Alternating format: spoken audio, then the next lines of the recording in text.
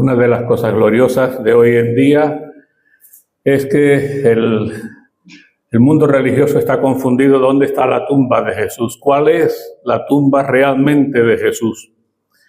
Y no la pueden encontrar porque está vacía.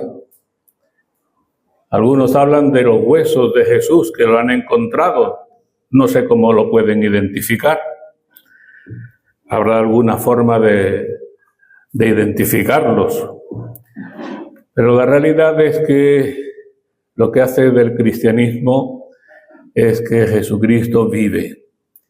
Y estos 2000 años de historia, nuestra presencia aquí lo confirma, que Él vive y que Él reina, que Él no está muerto, que Él es un Dios vivo y que vive por la eternidad.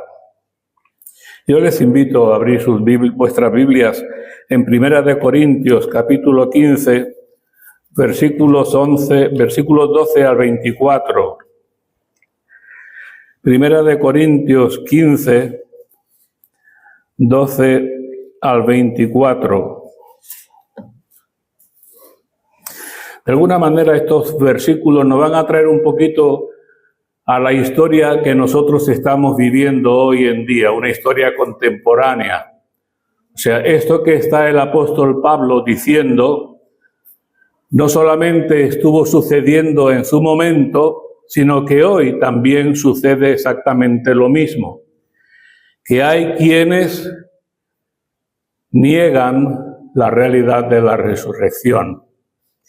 Entonces vamos a leer estos versículos del capítulo 15 de 1 Corintios, versículos 12 al 24, donde dice el apóstol Pablo: pero si se predica de Cristo que resucitó de los muertos, ¿cómo dicen algunos entre vosotros que no hay resurrección de muertos? Porque si no hay resurrección de muertos, tampoco Cristo resucitó. Y si Cristo no resucitó, vana es entonces nuestra predicación, vana es también vuestra fe. Y somos hallados testigos falsos de Dios, porque hemos testificado de Dios que Él resucitó a Cristo, al cual no resucitó, si en verdad los muertos no resucitan. Porque si los muertos no resucitan, tampoco Cristo resucitó. Y si Cristo no resucitó, vuestra fe es vana, aún estáis en vuestros pecados. Entonces también los que durmieron en Cristo perecieron. Si en esta vida solamente esperamos en Cristo, somos los más dignos de conmiseración de todos los hombres. Mas ahora Cristo ha resucitado de los muertos. Primicias de los que durmieron es hecho, porque por cuanto la muerte entró por un hombre, también por un hombre la resurrección de los muertos. Porque así como en Adán todos mueren, también en Cristo todos serán vivificados. Pero cada uno en su debido orden, Cristo las primicias. Luego los que son de Cristo en su venida. Luego el fin, cuando entregue el reino al Dios y Padre, cuando haya suprimido todo dominio, toda autoridad y potencia. Y os invito a pasar a los versículos 29 al 32, donde el apóstol Pablo sigue con su argumentación diciendo: de otro modo, ¿qué harán los que se bautizan por los muertos? Si en ninguna manera los muertos resucitan. ¿Por qué pues se bautizan por los muertos? ¿Y por qué nosotros peligramos a toda hora? Os aseguro, hermanos, por la gloria que de vosotros tengo en nuestro Señor Jesucristo, que cada día muero. Si como hombre batallé en Éfeso contra fieras, ¿qué me aprovecha? Si los muertos no resucitan, comamos y bebamos, porque mañana moriremos. Oremos. Amado Padre, seguimos en tu presencia, celebrando ese gran día en el cual tú venciste a la muerte y hoy vives y vives por la eternidad. Y es una realidad en nuestras vidas, es una realidad histórica, es una realidad no inventada por el ser humano porque el ser humano es incapaz de pensar algo tan fenomenal, tan majestuoso como el plan que tú ideaste desde la eternidad. Únicamente tú, Señor, podías haber planeado algo tan glorioso como es el Evangelio, como es que tú, siendo Dios, vinieras hasta aquí, ocuparas nuestro lugar en la cruz, pero que al mismo tiempo, Señor, tú venciste a la muerte. Alabamos y bendecimos tu nombre, Padre, y ahora queremos que tu palabra llene nuestras vidas, esa palabra inspirada por ti, que el Señor inspire nuestros corazones. En Cristo Jesús. Amén. Amén. La resurrección tiene sentido y tiene lógica, mientras que la muerte es algo irracional. Yo siempre digo y nunca me cansaré, hemos sido creados para la vida, no hemos sido creados para la muerte. Y hay un pasaje en las Escrituras que a mí me llena de alegría. Es en un callejón cualquiera de una ciudad, no me acuerdo cuál ciudad, si era Jerusalén o era otra. Llegó un momento en que dos se encontraron de frente. Uno era un sepelio y el otro era Jesús. Y se encontraron de frente. Se encontró de frente la muerte y se encontró de frente la vida. ¿Os acordáis de ese episodio? El hijo de la viuda de Naín. Y la vida venció a la muerte. La muerte contradice nuestras experiencias de vida. La pregunta que todos nos hacemos es la pregunta que se planteó el propio Job cuando él se dijo, si un hombre muere, ¿volverá a vivir? Cada cultura ha querido creer que la vida continúa después de la muerte. Los egipcios construyeron tumbas, a cada momento vemos en los programas de televisión reportajes acerca de Egipto, de las tumbas, de cómo las construyeron. En esas tumbas metían sus tesoros y metían instrumentos para la otra vida. No pensaba que aquello fuera el final. Los indígenas americanos soñaban con un lugar feliz para cazar, donde hubiera muchísimos bisontes. Y los nórdicos hablaban del Valhalla, un lugar mítico de la mitología nórdica donde los guerreros muertos en batalla viven eternamente. Los griegos pensaban en el sombrío inframundo del Hades.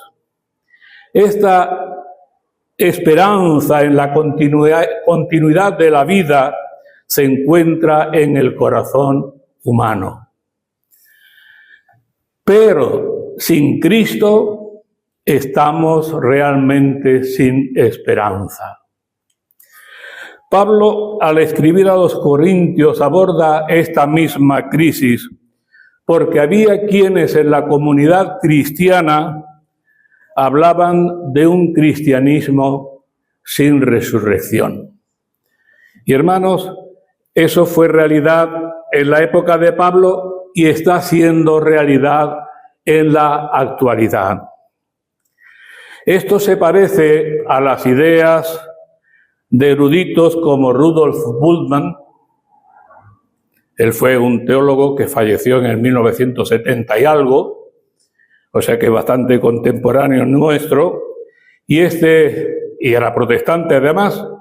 Este Rudolf Bultmann consideraba la resurrección como una mitología y el liberalismo del siglo XIX.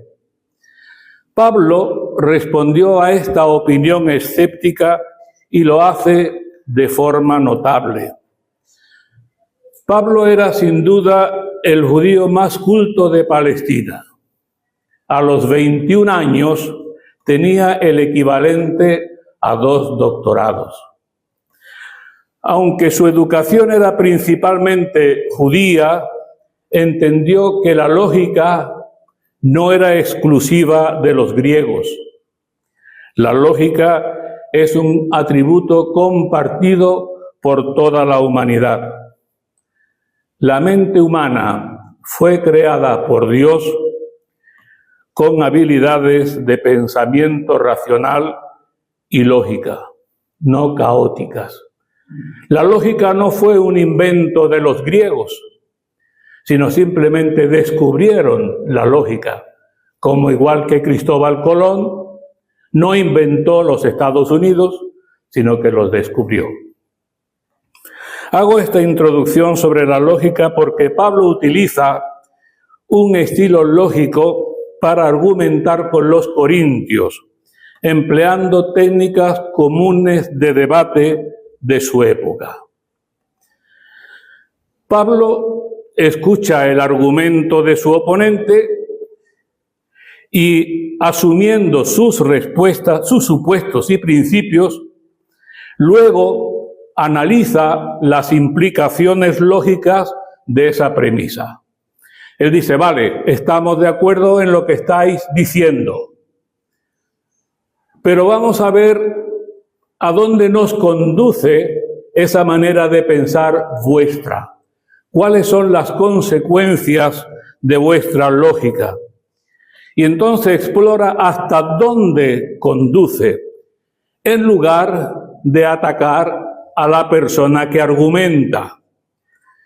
Estamos muy acostumbrados a escuchar hoy en los debates que se ataca muchísimo a la persona, pero no se argumenta, no se proponen ideas, resoluciones, sino se ataca al individuo.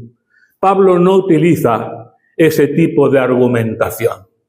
Él respeta a la persona y él de alguna manera asume lo que esa persona está diciendo, pero luego lo va conduciendo progresivamente a las consecuencias que tendrá esa manera de pensar, esa lógica suya. Pablo utiliza una forma de argumentación conocida como, voy a hablar en latín ahora, fijaros a esta edad, reductio ad absurdum, que consiste en llevar una argumentación a una conclusión absurda para defender la resurrección, respondiendo de ese modo a quienes afirman que la resurrección no existe. Él se pregunta y pregunta a esos que creen que no existe la resurrección, ¿qué implicaría la no resurrección de los muertos? E invita a reflexionar sobre las consecuencias de esa premisa. Al aplicar este razonamiento, busca mostrar las implicaciones lógicas de negar la resurrección. Así que dijo el apóstol Pablo, si no hay resurrección de los muertos, la lógica dice que tampoco Cristo resucitó. En la enseñanza de la lógica es importante enseñar las leyes de la inferencia, de lo que se infiere mediante una afirmación, ya sea positiva o ya sea negativa. Por ejemplo, si tenemos una afirmación universal, todos los hombres son mortales, y luego decimos de un hombre en particular, Sócrates es mortal, ambas afirmaciones concuerdan, porque tanto la afirmación general como la afirmación particular concuerdan, armonizan. Pero si afirmamos que todos los hombres son mortales, pero un hombre específico no lo es, se genera una contradicción lógica. No se puede tener una afirmación universal con una negativa particular, ni tampoco una negativa universal con una afirmativa particular. Por tanto, es fundamental que las afirmaciones universales y las particulares sean coherentes entre sí para mantener una lógica válida. No sé si me he explicado lo suficiente, si no lo vuelvo a repetir. Pablo argumenta, si no hay resurrección de los muertos, esto es una negativa universal, entonces no se puede tener una afirmación particular. Él afirma claramente que si no hay resurrección de los muertos, Cristo tampoco ha resucitado. Pablo entonces plantea una cuestión muy importante, una pregunta muy importante. Si Cristo no ha resucitado, ¿cuáles son las consecuencias? Él explica a los corintios que si esto es cierto, que si Cristo no ha resucitado, entonces nuestra predicación carece de sentido. ¿Qué hacemos aquí? ¿Estamos perdiendo el tiempo? Eso es lo que dice en el versículo 14. Si Cristo está muerto, todo lo que se ha dicho y todo lo que estamos diciendo aquí, todo lo que estamos compartiendo sobre Él, no tiene valor alguno. Pablo dice, fui ordenado predicador del Evangelio. Pasé mi vida predicando en Antioquía, Éfeso, Filipos, Corinto y Atenas. Si Cristo no ha resucitado, mi predicación, y no solo mi predicación, mi fe es vana. Me he pasado gran parte de la vida haciendo lo que dice Salomón a Eclesiastés, vanidad de vanidades, todo es vanidad. Qué pérdida de tiempo más grande. Jean-Paul Sartre, otro señor que ni vosotros ni yo lo conocemos, pero bueno, lo digo, escribió un libro en forma de novela titulado La náusea. Lo pueden leer en Google. Donde este filósofo reflexiona sobre el sentido de la vida humana y concluye que ésta tiene poca o ninguna importancia, describiendo al ser humano como una pasión inútil. O dicho de otro modo, lo absurdo de la existencia. Según Sartre, se enfrenta a dos opciones. O hay teísmo o hay nihilismo. El nihilismo es el que afirma que la vida carece de significado o propósito. O creemos o nos encontramos con absolutamente nada. Sartre ve a las personas resaltando el sufrimiento y los intensos sentimientos que acompañan la pérdida de un ser querido, pero considera que toda esta pasión es inútil, ya que no puede cambiar la realidad ni dar sentido a la vida. Nuestro llanto, nuestro lamento, nuestro lloro no sirve para nada, porque no conduce a ninguna parte. Este es el mensaje que transmiten los existencialistas ateos. En cierto sentido, el apóstol Pablo anticipó a Jean-Paul Sartre Cuando él dice, si Cristo no resucitó, entonces todo lo que somos es solo pasión inútil. O sea, una existencia absurda. Pero si somos hechos a imagen de Dios, entonces nuestra dignidad y posición importan.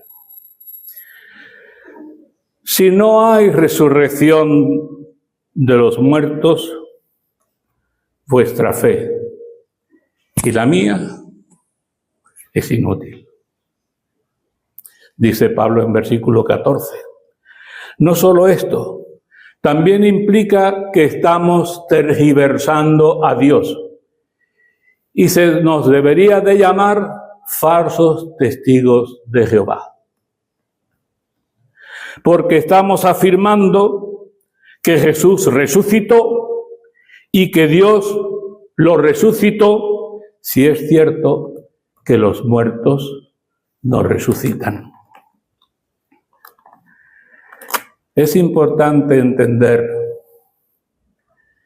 que si los muertos no resucitan, esto significa que Dios no resucitó a Jesús ni a nadie.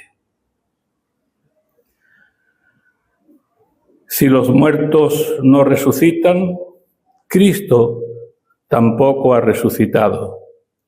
Y si Cristo no resucitó, nuestra fe no tiene sentido y seguimos en nuestros pecados. ¿Estáis viendo cómo el apóstol Pablo va razonando en esa acumulación de absurdos?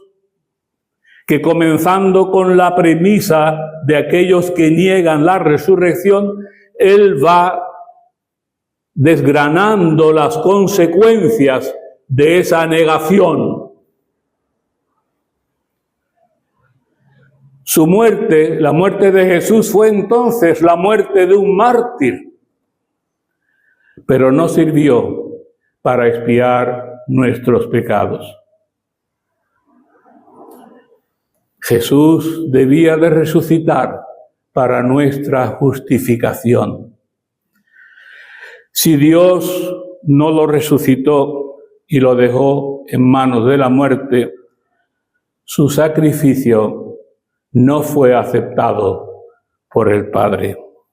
Y entonces seguiríamos perdidos, irremediablemente perdidos, tal como estábamos antes de conocer a Cristo. Un cuadro bastante sombrío, ¿verdad?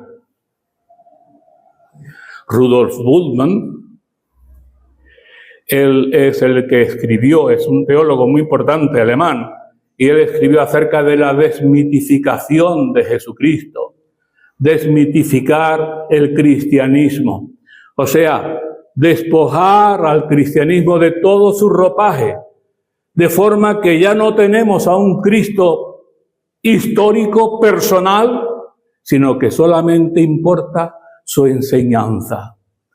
Y entonces lo estamos llevando al mismo nivel que cualquier otro ser humano. No tendría ninguna autoridad. No podría decir como él dijo, yo soy la resurrección y la vida, yo soy el camino, la verdad y la vida, nadie viene al Padre sino por mí. Pero eso lo decía Rudolf Bultmann, pero también hay escritos por ahí pululando que vienen a decir lo mismo que Rudolf Bultmann. Y debemos de tener mucho cuidado, porque claro, cuando leemos teólogo, educado en Nuremberg o educado en la Union, ya se nos ponen los pelos de escarpia y pensamos que es la autoridad infalible. La autoridad infalible está aquí. Y esta es la que debemos de buscar. Eso no es todo, hay aún más. El apóstol Pablo dice, entonces también los que durmieron en Cristo perecieron. No hay esperanza.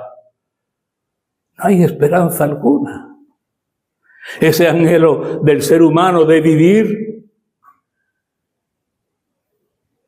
ese anhelo de incluso de estar enfermo y querer batallar contra la enfermedad y querer seguir vivo, desaparece por completo si no hay resurrección.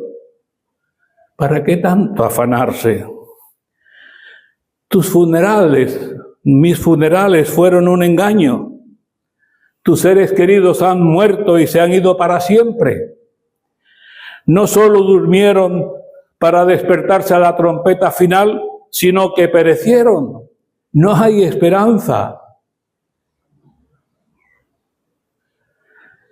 Si en esta vida solamente esperamos en Cristo, si solo tenemos a Jesús para ayudarnos en las luchas, pruebas y aflicciones de este mundo, entonces, como dice el apóstol, somos los más dignos de lástima. Da pena, ¿verdad? Da pena que nos afanemos por algo que es un absurdo. Los incrédulos, cuando discuten con nosotros, en lugar de discutir y enfadarse con nosotros, lo que debieran es de tener lástima de nosotros por gastar nuestro tiempo en algo que es inútil.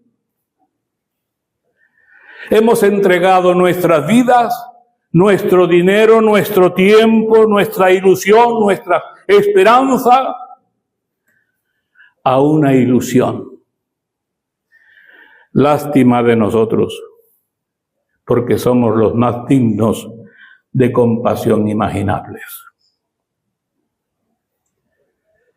Más adelante el apóstol continúa diciendo, ¿por qué estamos en peligro a cada hora?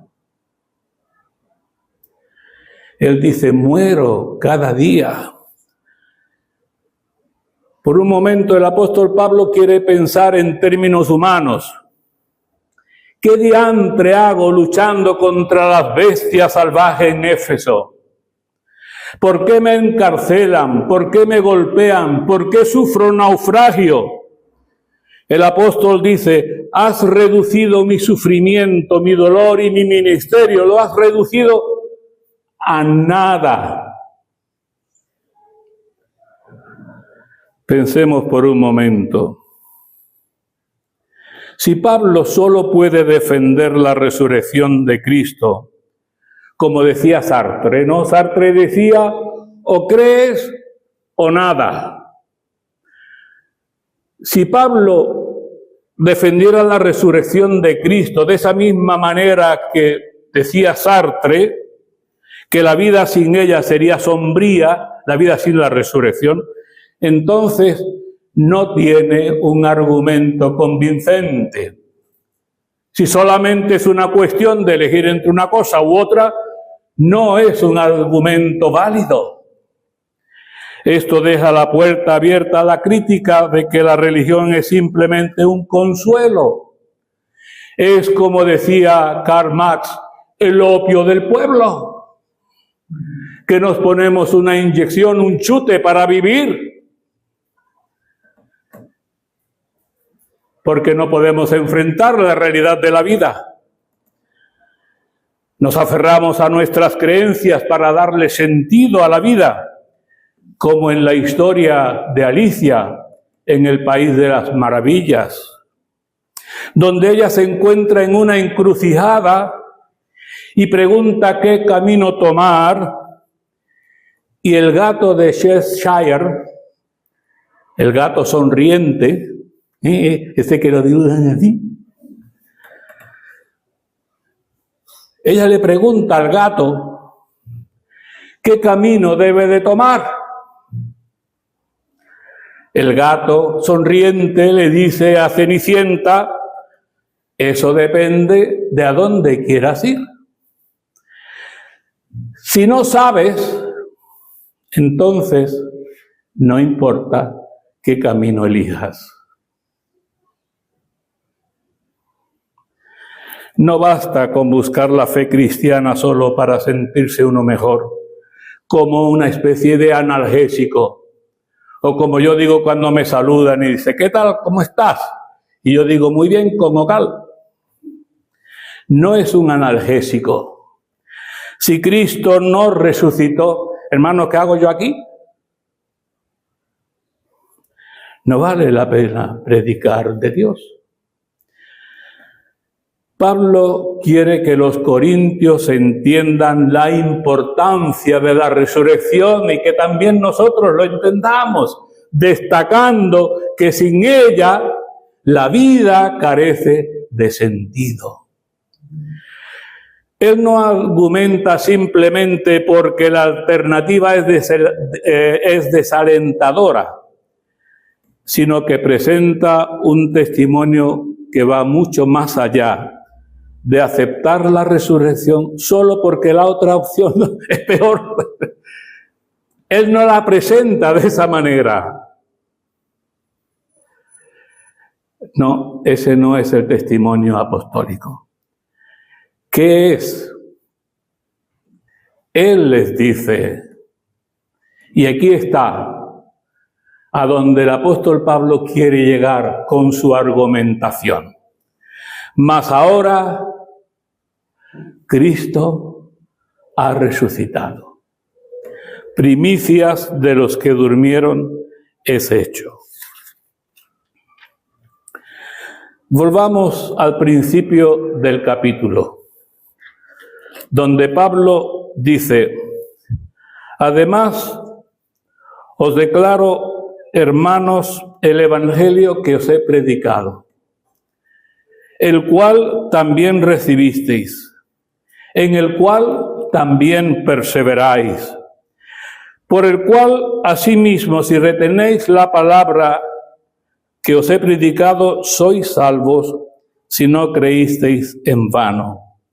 Porque primeramente os he enseñado lo que asimismo recibí, que Cristo murió por nuestros pecados conforme a las Escrituras.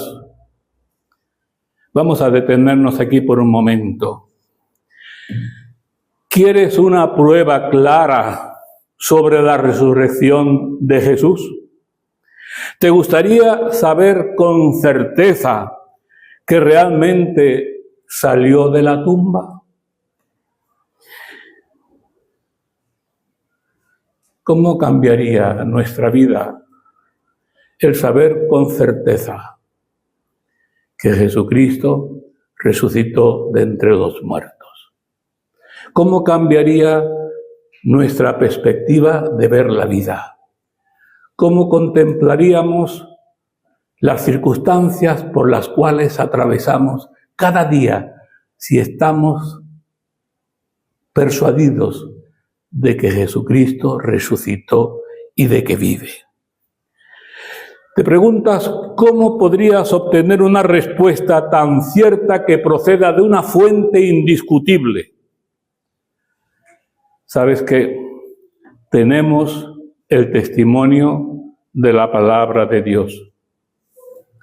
Decimos, y a veces con bastante alegría, pero sin parar en lo que realmente estamos diciendo, que la palabra de Dios es la única regla infalible de fe y práctica para la humanidad, no solamente para el creyente, para cada ser humano. La Biblia, y solo la Biblia, es la palabra de Dios, sin añadidos de ningún tipo. Ningún experimento, ningún silogismo lógico o demostración material puede ser más cierta que una sola afirmación de la infalible palabra de Dios. Si Dios entrara por esa puerta en este momento, nos echaríamos a temblar. Eso está claro. Y exclamaríamos como exclamó Isaías, muerto soy. ¡Ay de mí! Pero imaginemos que por un momento entrara Dios por esa puerta y dijera, escuchad, yo engendré a mi hijo y está vivo. ¿Resolvería ese el problema? ¿O diríais, vale, pero me gustaría escuchar otras opiniones? No. Esto es lo que Jesús dijo en las Escrituras. Esto fue lo que Jesús dijo de las Escrituras y de su Padre. Santifícalos en tu verdad. Tu palabra es verdad. ¿Necesitamos que Dios entre para que nos lo diga? Ya lo tenemos. Tenemos el testimonio fiable de la palabra de Dios. Pablo dice, porque primeramente os he enseñado lo que asimismo recibí, que Cristo murió por nuestros pecados conforme a las Escrituras, y que fue resucitado y que fue sepultado, y que resucitó al tercer día conforme a las Escrituras, y que apareció a Cefas, a Pedro, y después a los 12, después apareció a más de 500 hermanos a la vez, de los cuales muchos viven aún y otros ya duermen. Después apareció a Jacobo, después a todos los apóstoles, y al último de todos, como a un abortivo, me apareció a mí. El apóstol Pablo está diciendo, yo no os estoy hablando desde una hipótesis. Yo no os estoy hablando desde un argumento lógico filosófico. Os estoy hablando desde una experiencia personal, de algo que yo he vivido, de algo que yo he tocado, de algo que yo he visto. ¿Os acordáis cómo se pronuncia Juan en sus cartas? Lo que hemos visto, lo que hemos tocado, lo que hemos palpado con nuestras manos, eso os anunciamos. Y eso es lo que está diciendo el apóstol Pablo. Yo lo he vivido. Y no hay mayor argumento que la experiencia de un testigo ocular. ¿Por qué los fariseos, por qué el Sanedrín estaba tan descontento con aquel hombre que fue sanado, que todos sabían que estaba enfermo, y que lo llamaron para que declarara y dijera, ¿quién te ha sanado? Y él dijo, pues yo no lo sé, pero yo sé que antes yo era ciego y ahora veo. ¿Por qué le rechinaban los dientes? Porque era un argumento irrefutable. Lo habían conocido ciego. Lo habían visto a lo largo de cada día que ese hombre necesitaba la ayuda de los demás para moverse. Y ahora lo veían, que el hombre veía y percibía tan claro como ellos. Y no lo podían negar. Y el apóstol Pablo está utilizando exactamente el mismo argumento. Yo lo he vivido, yo lo vivo.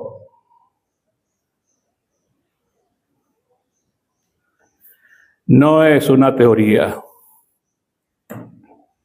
Lo vi. Igual que lo vio Pedro, igual que lo vio Santiago, los 12 y las 500 personas. Y se me apareció a mí. ¿En qué momento? ¿En qué situación? Mientras yo iba de camino a extirpar a esa secta. Hasta ese punto llegó la misericordia de Dios. Que aun estando en el camino deliberado para destruir el camino, Él se me apareció a mí. Como se nos aparece a cada uno de nosotros. Tal vez no desde un camino a Damasco. Cada uno tenemos nuestro camino a Damasco. Y eso es irrefutable. Y luego continúa explicando las consecuencias de eso. Las consecuencias no de si Cristo no hubiera resucitado, sino ahora que Cristo ha resucitado. No solo ha resucitado como un evento aislado de la historia humana, sino como la primicia de todos los que resucitarán después de él, que están en él. Y cuando habla de este triunfo y de esta victoria sobre la tumba y sobre la muerte, burlándose de la tumba, le dice, ¿qué le dice? ¿Dónde está, oh muerte, tu aguijón? ¿Dónde está, oh sepulcro, tu victoria? Tú que te pensabas que lo ibas a mantener esclavizado ahí, que lo ibas a retener, no has podido. Te ha dejado frustrado, te ha dejado vencido para siempre. Sí, hermanos, la muerte ha sido derrotada. Aun cuando nosotros muramos, pero la muerte ha sido derrotada. Aunque el diablo venga a nuestras vidas, él ya ha sido derrotado. Y nosotros podemos vivir de esa victoria.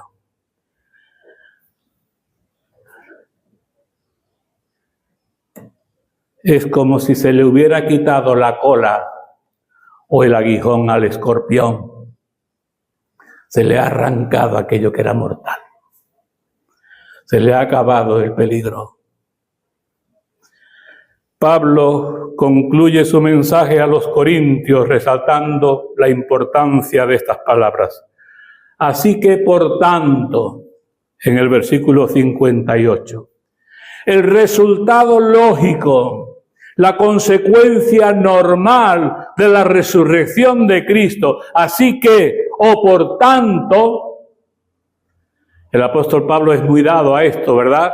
Cada vez que termina una gran exposición, él termina con un por tanto, que indica un argumento lógico basado en lo que ha dicho antes. Él afirma, ya no como afirmaban los corintios, sino él afirma, dado que Cristo resucitó, que diferente, ¿verdad?, a como que él comenzó. Dado que Cristo resucitó, ¿cuál debe de ser nuestra respuesta? Deben mantenerse firmes e inamovibles en vuestra fe. No importa qué profeta venga por ahí diciendo otra cosa, que vendrán, seguro que vendrán. El otro día me comentaba un pastor, no voy a nombrar nombres ni voy a nombrar iglesia. Este pastor se marcha de esa iglesia. Porque resulta que cada vez que él predica, al domingo siguiente que predica alguien que forma parte del liderazgo, contradice todo lo que el pastor ha dicho el domingo anterior. Y lo que predica estos, contradiciendo lo que el predicador ha dicho el domingo anterior, es puro liberalismo. Y eso está ocurriendo ahora. Por eso el apóstol Pablo concluye diciendo, por tanto, así que manteneos firmes e inamovibles en vuestra fe. No importa quién venga y trate de mover los cimientos, esos cimientos son inamovibles, porque estamos fundamentados sobre la roca que es Cristo. Además, se les anima a trabajar constantemente en la obra del Señor, sabiendo que su esfuerzo no es en vano. Mi cáncer, mi dolor, mi trabajo, mi esfuerzo no son en vano. Su importancia radica en que en el corazón de la fe cristiana está la resurrección que marca toda la diferencia. Cristo vive. Y tenemos que exclamar, Maranatha. Me gustaría terminar con esto. ¿Os imagináis cómo sería vivir sin el conocimiento de la resurrección? Cuando me vaya, no que me vaya de aquí ahora dentro de un rato. Cuando me vaya, quiero aclarar que sí viviré para siempre. Solo cambiaré de dirección. Ya os mandaré el correo, el apartado de correo. Cada lágrima, cada dolor y cada esfuerzo cuenta para siempre. Que el Señor nos bendiga.